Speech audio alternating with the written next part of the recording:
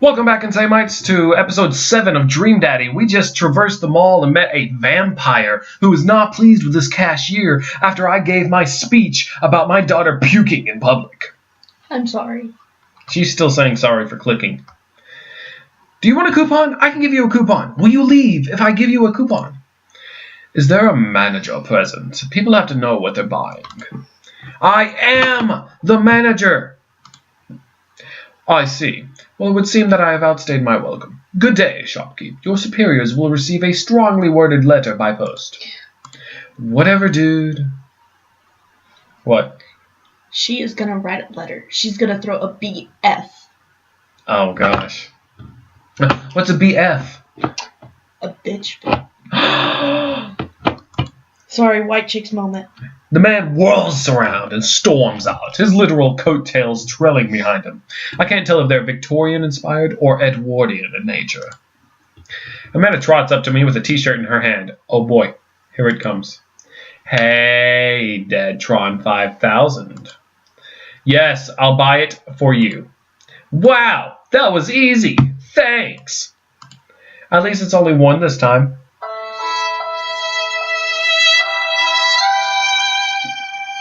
Really? Really? Sorry. Amanda plops the shirt onto the counter and grins at the cashier. I love your hair. Cashier says nothing and rings Amanda up, radiating hatred. I hand her a 20. No, this isn't Spencer's. Because a 20 wouldn't buy a t-shirt. Actually, it would. It would not. They're like 25. Well, Hot Topic, I could buy a t-shirt with a 20. Yeah. So what was that guy's deal? The cashier rolls her eyes so hard, I'm worried she'll pull something. God, I really do feel old. That's Just do it! Put it away. Put it away. No, we need sound effects. That's Damien. He's in here all the time. He's obsessed with Victorian fashion or whatever. She hands Amanda her bag, and it's clear the conversation is over. We make our way out of the store and head home to get some rest. Amanda and I sit on the couch trying to find something to watch over bowls of ice cream. Oh, cool! Long Haul Paranormal Ice Road Ghost Truckers is on. What? Long Haul Paranormal Ice Road Ghost Truckers. I can't believe I said that right the first time. Your favorite, right? Oh, hell yes. They have to make it over the Canadian... Oh, yes. What? Oh, yes. Continue. Wow. They have to make it over the Canadian tundra before the ice road melts. But also, they're hunting ghosts. Also, the trucks are haunted. This is an episode I've already seen, but it's one of the best. Callum and Flint Dogbone, the twin brother truck driving and ghost hunting duo, find themselves in the greatest peril yet. Oh no, the ghost done got control of the truck. I can't steer on them there damn ice roads. Let me use this EVP meter to try and communicate with the spirits. Flint, we're about to die. Almost got it. If you listen carefully, it sounds like it's saying, you're going to die. That's because we're about to die, you. This is art. Oh, Jesus, I would watch the mess out of that. I know my sister, and my sister has actually been watching this, and she told me not to talk about her. I'm going to talk about her anyway. I'll get a call about it afterwards being like, you talked about me, and I'll be like, But she and her husband would watch the mess out of that. What are you doing? I'm trying to push a button, but it's not making a sound. It's gonna be Autobots were loud. Oh. The episode ends, and Amanda excuses herself to go and start arguments on the internet. Man, my favorite pastime. I stay up a little longer, curious about the exploits of Callum and Flint Dogbone after their disastrous ice road accident. Afterward, I crawl into bed and get a good night's sleep. I wish I could get a good night's sleep. Instead, I'm up recording videos.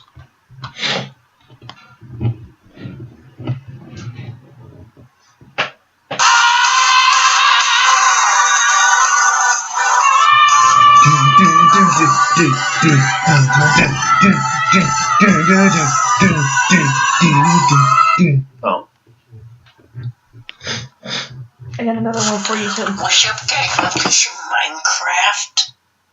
Put it away. We're into the next scene. I was waiting. Morning, sleepyhead.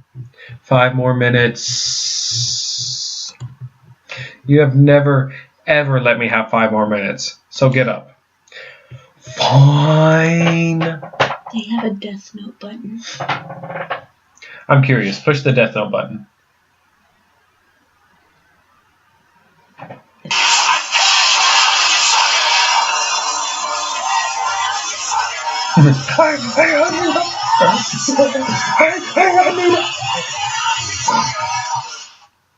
I'm sorry, otaku lyrics. That video came up. We have cereal for breakfast and spend the morning putting together furniture. Amanda is much better at interpreting the tiny manuals. We're able to put together a few shelves and one desk, but I'm pretty sure it was supposed to be a bookcase. So, you excited for the cookout today? I want to save real quick. Oh, yeah, the cookout. Yeah? If there's food, I'm excited. I'm all over those terrible store-bought sugar cookies that everyone brings to the parties. Yeah, those are bad. Which means there are more for me. Don't you want to meet some of the people in the neighborhood? Put the thing away, I'm trying to read. I'll probably end up Sorry, I exited out of the app. And when I got back on it, it started playing. Wow. I'll probably end up standing uncomfortably in the corner with a plate of food and hope that nobody talks to me. I love parties like that. Dad, you're a beautiful work in progress. We will get that butterfly to emerge from the cocoon. Oh, Lord. The social butterfly. Oh, that's good. I thought you were talking about a different butterfly emerging from the cocoon. Well, we better start getting ready. We definitely don't want to be late. What? No, we have to be fashionably late. Who shows up to a cookout on time? Everyone? You know what? We're going early, just because you said that. I head out the door. It's right across the road. It said it was with my neighbor that's pulled that.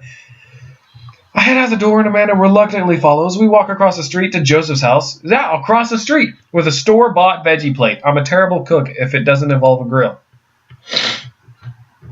That is an awesome backyard. I want it. Yeah, holy crap. We need to make a patio, and then what we really need is to buy a grill. That's what we really need. Yeah? And you can stick it in the front yard and grill. I guess we're not as early as we thought we were. Joseph's backyard is already packed with people, and the smell of hot dogs wafts through the air. Small children run through a sprinkler, and adults chat in small clusters. What'd you expect? Everybody lives right there. It'd be like, be there at 3, and everyone's like, man, it's like 8 in the morning, but I got bored of waiting. I set our veggie plate down on a table next to 2 other veggie plates. That makes sense. Huh. Hey, there's Joseph. I wave to get his attention. The moment he sees us, he jogs over, arms open wide. Wow. Did you hear that? It's probably Jasmine. Whenever there's a random bang in the house, Jasmine usually knocks over her cat tower thing. It sounded like somebody busted down the door. Oh, yeah. You didn't hear Joseph. He comes up and goes, oh. Welcome. I'm so glad you two are here. And you brought veggies. Let me introduce you to my family. Aw, he's taken. Kids, come on over here. This is Chris, my eldest. Wow. He looks like a bundle of joy. He looks like he wants to slit your throat while you're sleeping. Probably does. Hi. This is Christian and Christy. They're twins. Oh, yay. They both look like they want to murder you in your sleep. I like how all of his kids' names could start with Christ. Then, of course, there's our youngest, Krish. No, it all starts with Chris. Wait, where is Krish? Maybe Mary put him in his crib. Oh, no! It's the woman from the bar the other. That one I'll let happen. That's funny. I didn't know they were together. Oh, and how could I forget my lovely wife, Mary? I guess that explains why he's gay. Too soon, Crystal. I mean, I would be okay with him being gay. Joseph pecks her on the cheek. She smiles. Ah, Mary, sweetheart, did you put Krish to bed? I'll have to go look for him. What? You'll have... What? Joseph takes a moment and regains his composure. Mary, this is our neighbor, Clovis and his daughter Amanda. I'd shake your hand, but I have a glass of wine that I need to tend to. Wow. I'm gonna take your phone away. It's the bruh button. Joseph, your wife is charming. Man, I gotta say. I love her. Thanks, Amanda. Nice to meet you, Mary. For the first time. Not in a bar the other night. Charmed. Well, I'll have to go over there now. Mary leaves. Oh, God, this is so awkward. I wonder if Joseph knows. I wonder if Mary knows that Joseph knows. I wonder if Joseph knows that Mary knows that I know. It takes all of my energy not to run away from the barbecue and start fresh in a new city. My wife has a wonderful sense of humor. But please, you two enjoy the barbecue. All the guys are really excited to meet you. Here, let me introduce you around. Have you met Matt yet? Who? Hey, Matt, come meet our new neighbors. This is Clovis, and Amanda. He's got a sleeve. This guy's cool. What button do you have in store? I can see it on your face.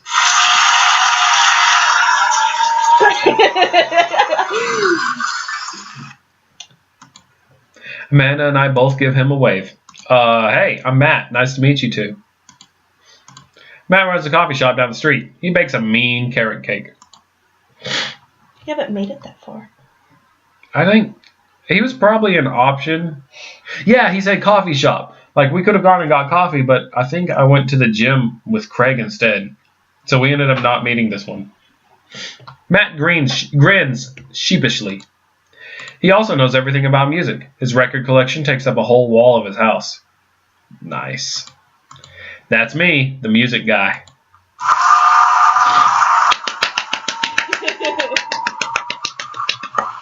I'm gonna do that every time a new one is introduced. I think we might have met him all. That's a bit of an understatement. He also used to be in a... I'm just the music guy. Always stoked to discuss music. Tunes and stuff.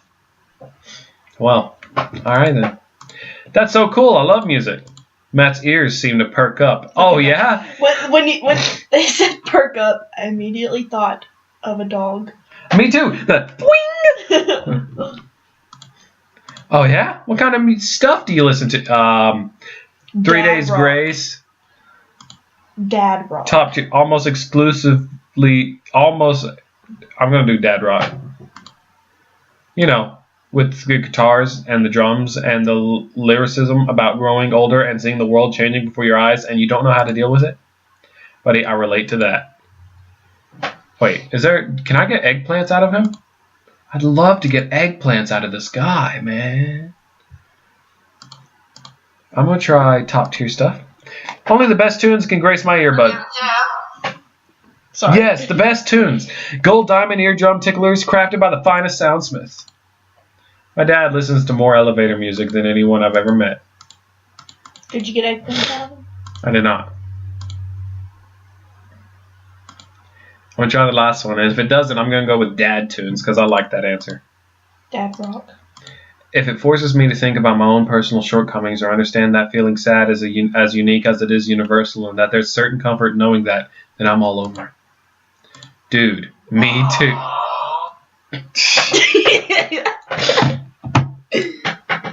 Matt gives me a high five. I'll stick with that answer. Cool. All right. Matt stands there for a second. So, right. Cool. Well, I'll be making the rounds. Feel free to stop by later.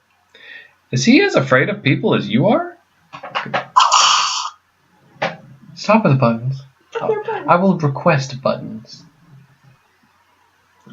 Oh. He might be.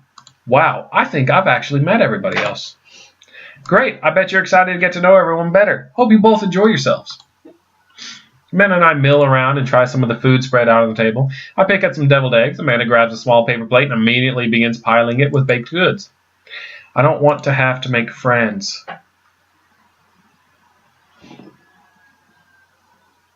I pushed a button.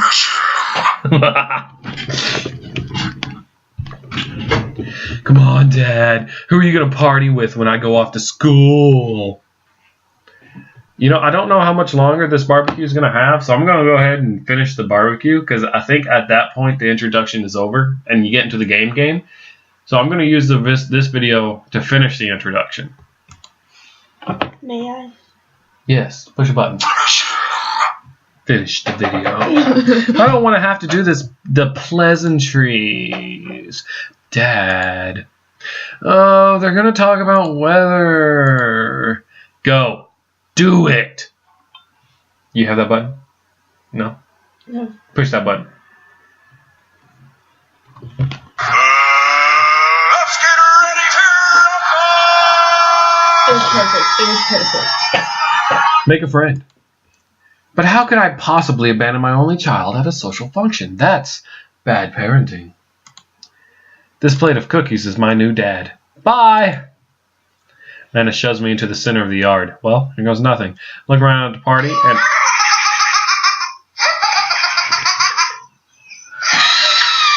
I took the phone away. Don't take it away! I look around the party and I'm surprised to see some familiar faces.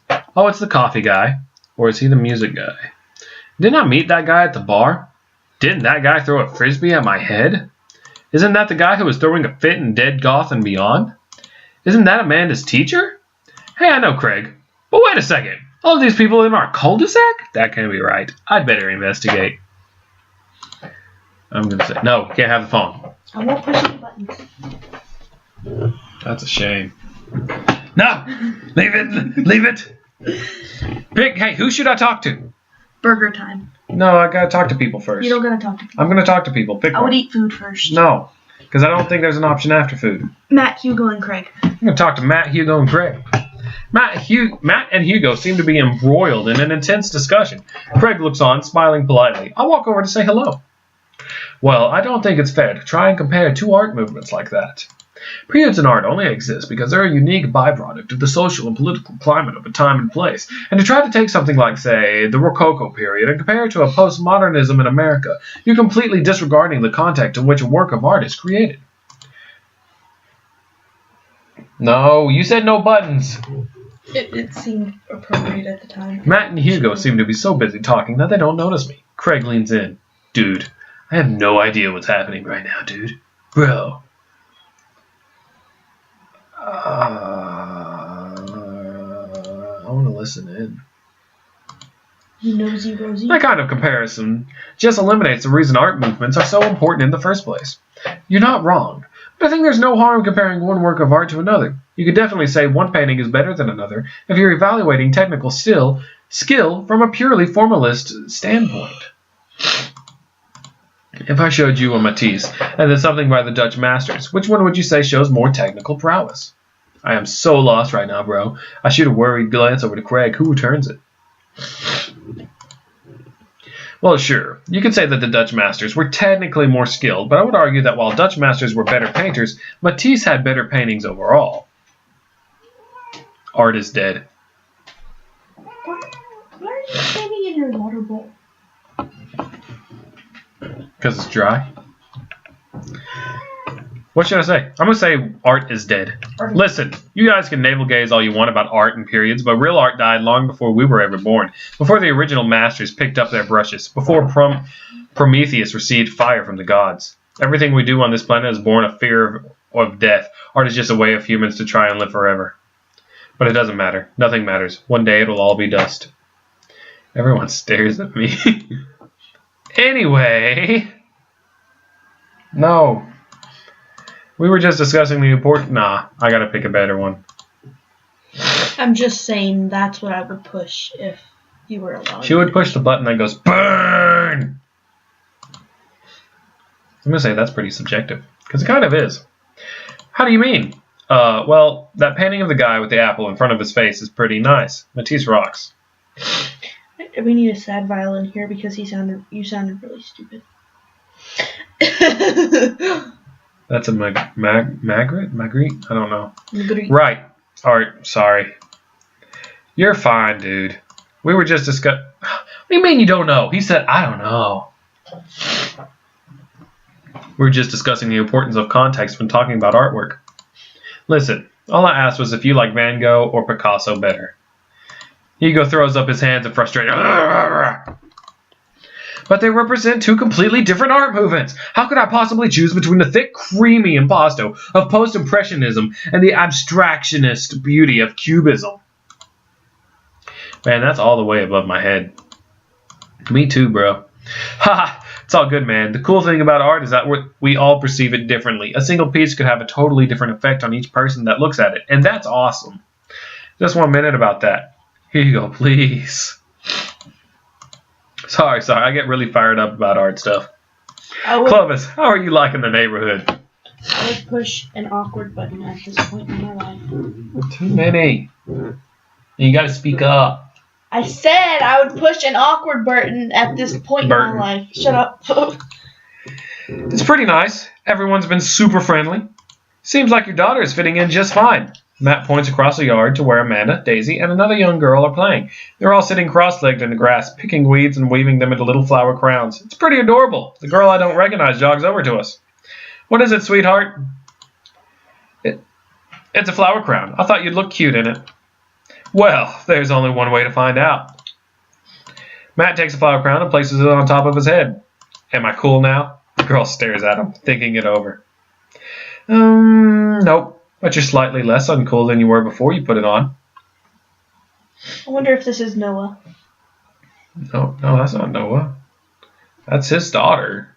You never know. Hi, hey Clovis, this is my daughter. Hello, I'm Carmencita. That is way far from Noah.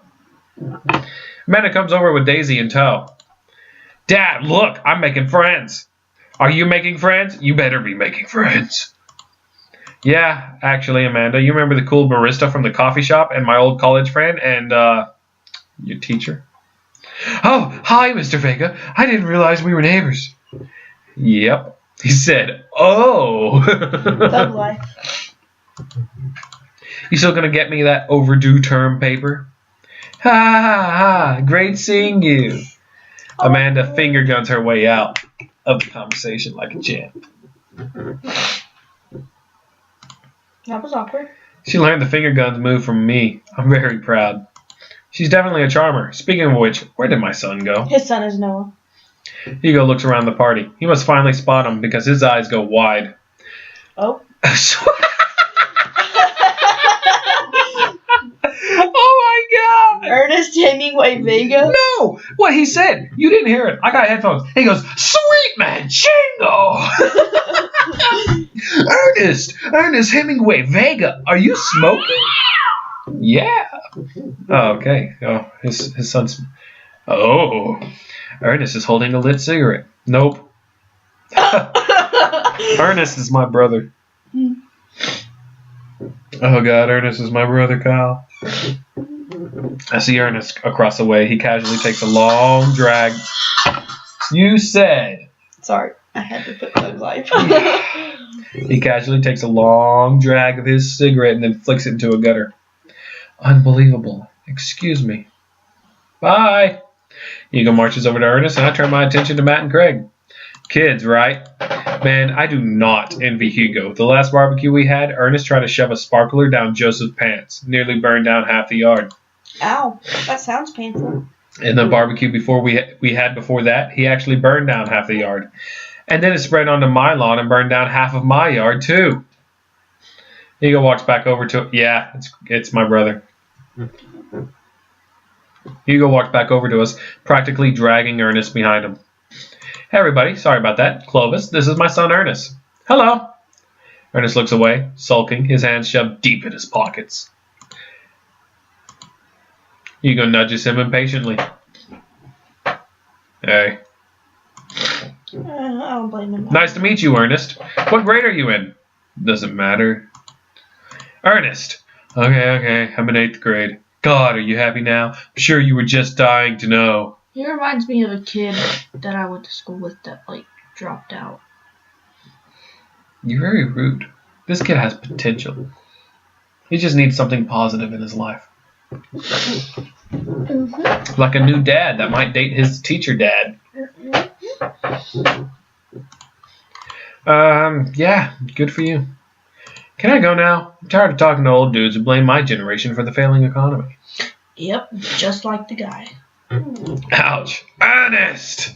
Oh yeah, because I'm totally embarrassing you. Ernest puts earbuds in and storms off to stand in the corner. Well, that was certainly something. He seems nice. Hugo puts his head in his hands and sighs. I'm so sorry. He's having a really rough time. As much as I want to be the cool dad, I have to be the authoritarian dad, and he clearly resents me for it. I mean, I think as a dad and a teacher, that's about as authoritarian as you can get. Honestly, are any of us cool dads? Is it even possible to be a cool dad? What? I'm a cool as cucumber. Crystal is currently pointing towards Craig as a cool dad. I think Crystal just likes the way Craig looks. I like that he carries a baby on his chest. See, that right there. You can't say that. What? A cool dad can't say cool as a cucumber? I'm still cool and I say that. My kids think I'm cool. See what But I mean? for how long, Craig? How long do we get to be the cool dads? I don't know. I think we just have to accept the fact that as dads, we've become the machine we once raged against and accept our fate to unironically wear socks with sandals. Your kids may think you're cool now, but the moment they hit puberty, you're doomed. See, the socks with sandal makes me think of a story time. What story time? My mother. Wear socks with sandals? No. We were driving down the road one day. And there's this guy. He was outside, booty shorts, knee-high socks, and sandals, mowing his yard. And of course, my mom has to go, woohoo! My mom, she actually once did that. She once told a couple who were out fighting on the yard, she yelled, F 'em, I did. And then the guy got smacked so hard. Wow. Amanda's 18, and she still thinks I'm cool. I yell across the yard to my daughter, Amanda, I'm cool, right? No. Amanda just laughs. She keeps laughing. I see your point. As my, I got a hair in my tongue. I blame Eve. As much as we all want it, I don't think it's as important to be a cool dad as it is to be a good dad. We can't all be best friends with our kids. It just doesn't work. I mean, look at me and Ernest. Our job as parents is to make sure our kids turn out okay. Okay. Yeah, you're right, but it'd be Just nice okay. to have it both ways. Hearing these guys talk about this makes me think of my relationship with Amanda. We get along so well, but there might come a time when it won't be like that. Is college when that happens? Don't let us eat up your time, Clovis. Go meet some of the other people around the neighborhood. Robert and Brian. I just talked to Matt, Hugo, and Craig. I wonder what happens if I hit them again. Well, it's the same thing. Oh, yeah, it is. Alright, so I'm going to load back because I'm not going to sit through all that again. I am going to go to Robert and Brian. Robert and Brian. I glance across the yard and notice Robert and Brian chatting over drinks. Man, I don't think I want to deal with being one-upped by Brian or whatever happened with Robert last night. Oh, no. Okay, well, Dr. Hazard sent a Snapchat to Crystal. He's very excited that I'm recording Dream Daddy right now. And secondly, he wants me to say, subscribe to his channel. I'll put a link in the description. Oh, no, they caught me scaring. Oh, no, Brian's waving me over. Shoot. I flash a smile and walk over to them. Hey, guys. Clovis, how the heck are you? Settling into the neighborhood all right? Oh, you betcha. Got the living room in order, at least. That's great to hear. I've been doing some living room work as well. Finally got that 50-inch in there. The game looks great in high I don't like def. these two that much. I like Robert. Well, Oh, boy. Clovis, have you met Robert yet? Yeah, we met. Robert regards me over his whiskey. Good seeing you again. We were just talking about my most recent camping trip. Spent a night out in the woods with Daisy and Maxwell. She's definitely an outdoorsy one. Even caught her first fish. It's good to see you taking your daughter out like that. I bet she loved it. And it's great that she loves the outdoors. Mine loves being inside. Brian raises his eyebrows at me. Being inside, making art. She won a local competition for that art. Yep. Did I put that on too strongly? Robert stares at me blankly for a second.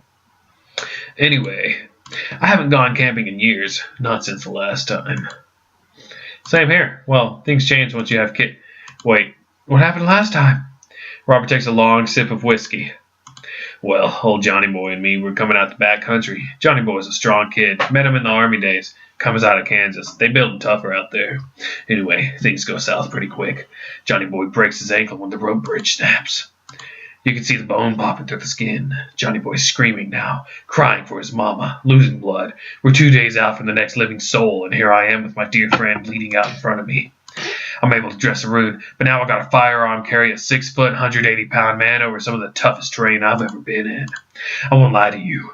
There were moments during those 2 days when I thought about leaving old Johnny Boy, but you build a bond with your brothers in arms, and that bond never breaks. I got that boy back to civilization, but I lost some of me out there. I guess that's camping for you. That has nothing to do with the situation. Brian and I... No, shut up. No! Brian and I stare in disbelief. Robert takes another long sip of whiskey. I'm just kidding. My friend John and I went inner tubing down a river and he lost a flip-flop. Miss that kid. I love the way he can just... I really want to know who Noah is. Well, who mentioned him? Joseph? No one. Riley. Oh, Amanda. Yeah, Noah. Okay. Why did I say Riley? I don't know. Brian and I laugh nervously.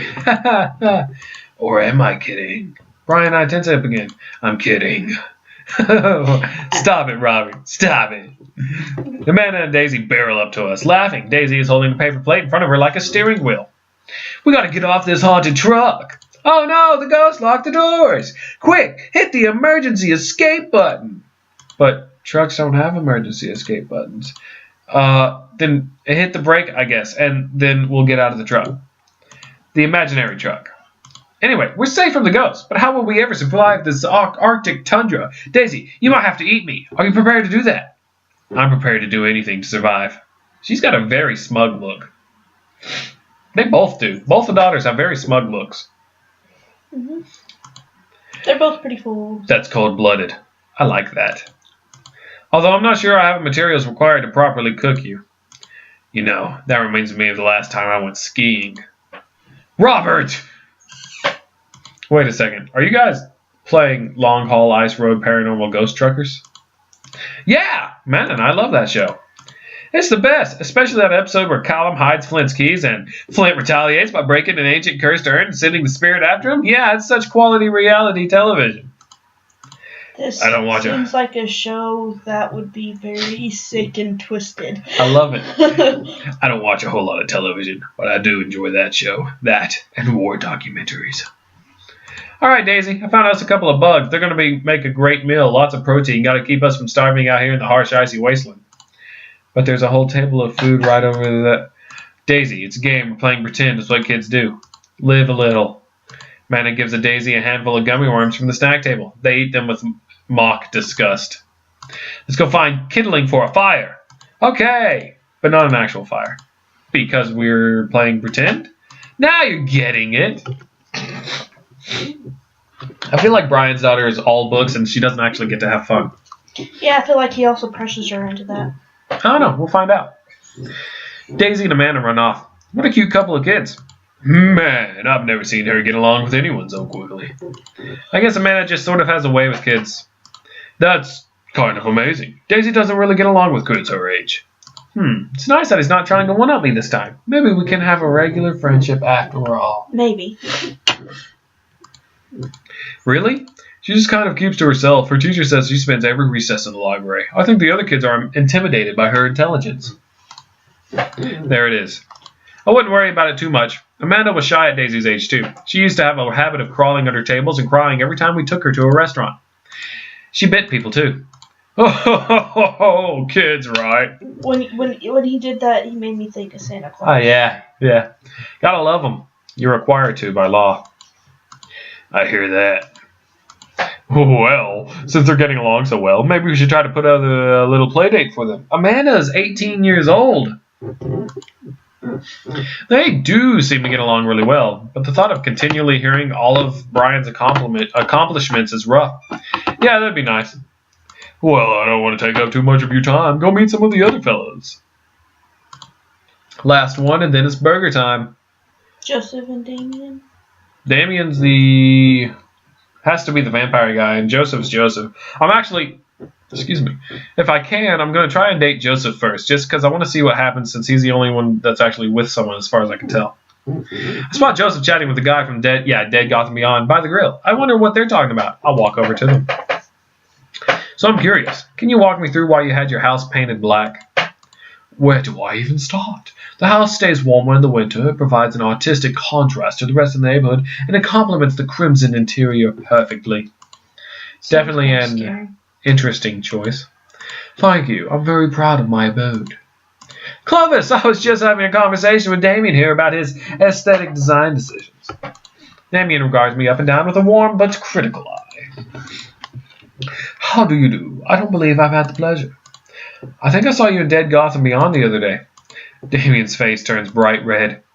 I must apologize for my behavior on that day. You see, I take the goth lifestyle very seriously, and to be caught in a ruse by such a corporation as Dead Gotham Beyond was profoundly frustrating indeed. I hope you know that while my anger may have been justified, it was no such way for a gentleman to act. It's okay, man. Calm down. Do tell me about yourself. Are you new to the area? Yeah, I just came down from the camping with Robert. Almost bled to death. Yeah. Yes, my daughter and I just moved in the other day. She was the one I took to Dead Gotham Beyond. Very good taste on her part. Does she partake in the goth lifestyle? I think for a second. I'll look over to Amanda, who's hanging out with some of the older kids in the neighborhood. Hey, Amanda! Would you consider yourself a goth? Amanda yells back. I wouldn't necessarily try to fall under any one specific label, but I guess if I had to choose, I would be more describe myself as a twee hipster with some normcore leanings. Bats are cool, though. Ah, pity.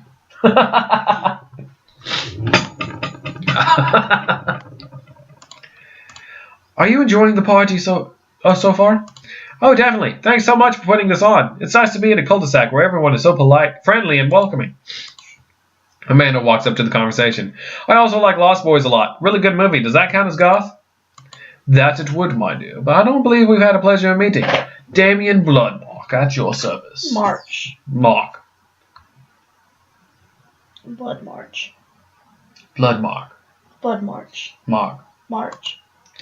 Damien finishes the sentence with a flourish and a bow, producing a single rose and offering it to Amanda. My, he's smooth. Amanda blushes and returns the gesture with a curtsy. My, do you know how to treat a lady? Hello, Amanda. You should give him like a very monotone voice. Hello, Amanda. Seemingly out of nowhere, Joseph's twin kids appear. Are they speaking in unison? Hey, won't you come play with us? Come play with us forever. Guys, enough of the creepy twin shtick. We've talked about this. Christian and Christy slowly back away. I like them. Where do you think they got that from? Mary pops into the conversation, wine in hand. I don't know. Mary takes a long sip of the wine. Oh Lord, she's fixing to get drunk. I think I might have taped over a VeggieTales VHS with The Shining. Who knows? That's a good mom right there. Good taste. She takes another sip of her wine. Where's Krish? Wasn't he with you? Wasn't that the baby that they were talking about earlier? Yeah. You had him moments ago. He's probably stuffing dirt in his mouth. He'll be alright. Toddlers are pretty resilient. Mary tips her glass to me. Ain't my first time to the rodeo. It's my fourth. I've squeezed 4 little... Sweetheart, would you do me a favor and please find Krish? That would be great. Wow, really? She said, oh my God. I'm sure he's fine. Mary, okay, jeez. Mary finishes her wine and wanders off. Dad, can we go now? Oh. I wonder whose son he is. And he was at the school. He's the one that we don't like. Lucian, have I introduced you to Clovis yet? Hey, it's that punk from Amanda's school. I remember you. Whatever. That's no way for a young man to speak to his elders. Be polite. Lucian bows. Whatever, sir. Lucian bows again. Mr. Christensen, may I have a veggie burger, sir? Coming right up, bud. Are you vegetarian? Yep. Make that 2 veggie burgers. Did you know that some people in the Victorian era were vegetarians? They described carnivorous type people as bloodlappers. Dad. That's really interesting, Damien. Joseph turns to the grill. Just a hint of a tattoo peeks out from underneath his sleeve. I can't believe I didn't notice it before. It looks like the bottom of an anchor. I gotta look at his arm now. Whoa, is that a tattoo? Yep. I wasn't always a youth pastor, you know. Oh. That's so cool. Want to see mine? What? What? Lucian pulls back some rubber bracelets, revealing a lopsided 666 in black ink. Bruh. No, Eve, no. My buddy gave me a stick and poke tattoo last week. I think it's healing up pretty good. Lucian! We'll talk about this later. That's pretty cool. What's the significance of the tattoo? I don't know. I just thought it looked sick. Well, in my opinion, the only reason you need to get tattoos is because you want one. Careful though. That number carries weight. Man, I like that guy. Joseph is a way cooler youth pastor than I thought. I just figured youth pastors popped out of the womb with a Bible. I wonder what he did before preaching. And without further ado, let's work some magic. Joseph closes his eyes, takes a deep breath, and gets to work. With the greatest of ease, he sets patties on the grill, flourishing as he flips his spatula in the air. It's easily some of the best grill work I've ever seen. You guys think this is my first time in front of a grill? He's working faster now, effortlessly, tossing cheese on the patties. Which one is it? Love. Tossing cheese on the patties and perfectly grilling onions on the side, one after the other. Dads take notice and crowd around Joseph to admire his master. That's how you know when you're set in the dad mindset. I just want to grill those burgers. That's what was going through my mind this whole entire song. You probably didn't know this. Clovis, probably didn't know this, Clovis. But Joseph's known around here for his grillmanship. He's ungrillable. I love it. I've tried to get on his level, but I just can't catch up. Oh yeah. No. Let us keep studying. He has a rare quality about him. Yes! Mustard, we keep talking about this. Can't we just appreciate the artist? God, I love it. I've never seen him make a mistake.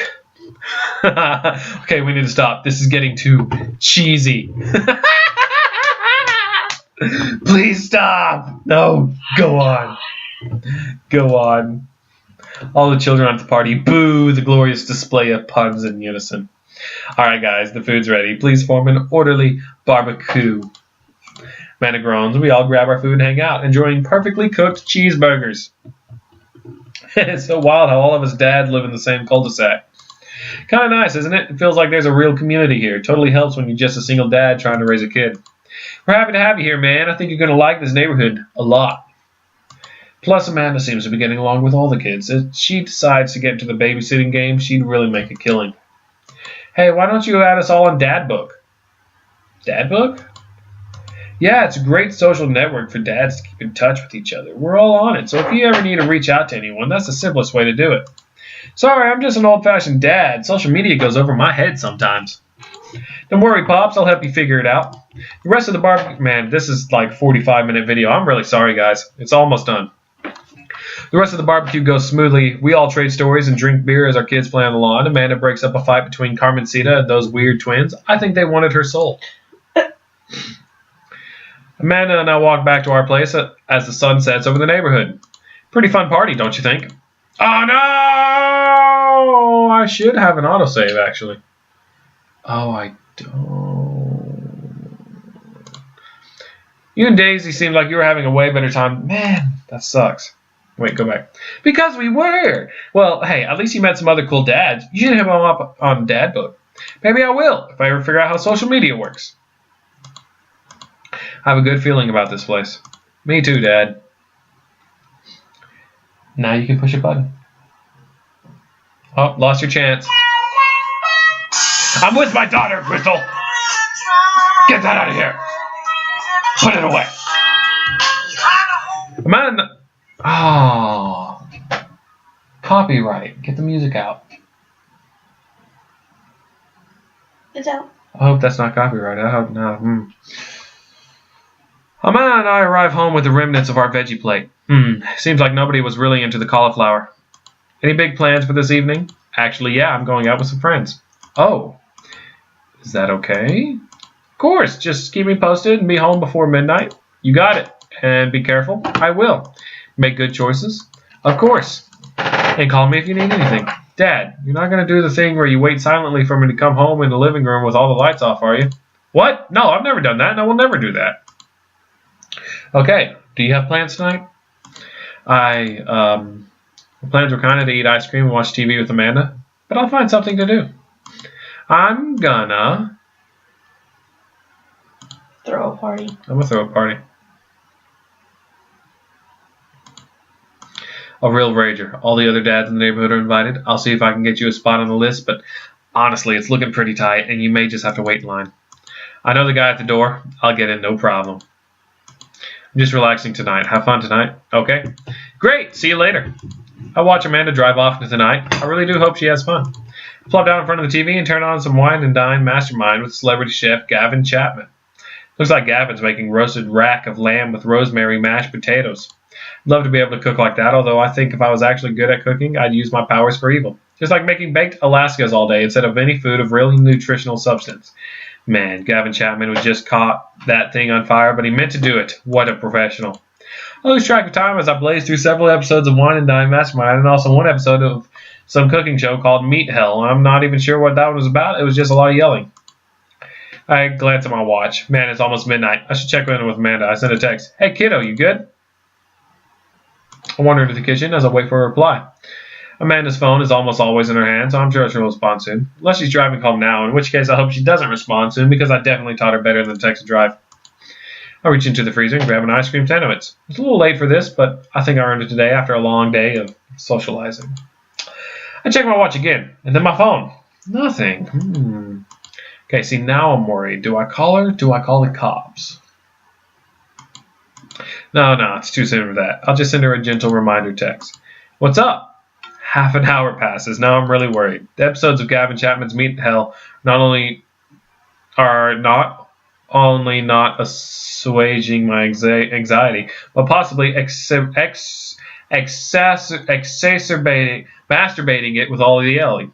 So I keep pacing around the house waiting for her to come back.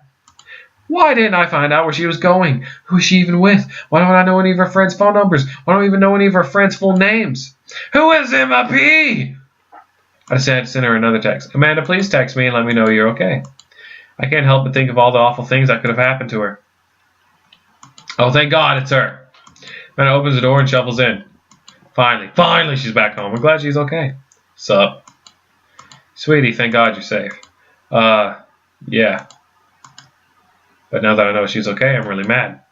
Why didn't you answer my text? Amanda pulls her phone out of her pocket. Oh, whoops. Guess I didn't see those. Starts to walk to her room.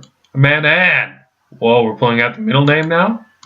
Amanda, you came home an hour and a half after your curfew and you didn't respond to any of my texts. You really freaked me out. I was about to call the cops. Dad, you're seriously overreacting. You're not going to be like this when I go off to school, are you? Dad, you're my only daughter. Well, I can't give you a play-by-play. Okay, no, I'm not going to get into a fight with her. Please have an autosave. I do. Oh, okay, saved right here. Oh. Okay, give me a second. I'm just gonna. Whee! So we're just gonna skip through because, like, I'm not about to get into a fight with her. I really don't want to get into a fight with her. Man, my egg nip shirt. I want a shirt like that in real life. I was scared. I was scared. You weren't responding, and it was just like when your dad. I have to stop myself from tearing up. Oh, Dad, I didn't mean to. I sit down on the couch, put my head in my hands. I feel very tired all of a sudden. You really scared me. Just please don't do that again. All right. I'm going to go to bed now. I guess that was better.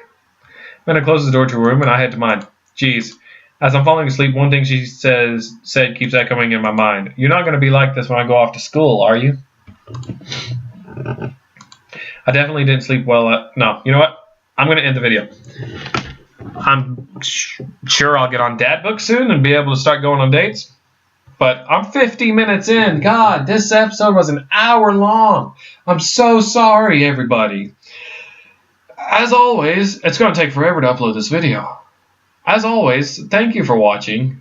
Enjoy your day, and we will continue this. Crystal? Bye. Again. Say it.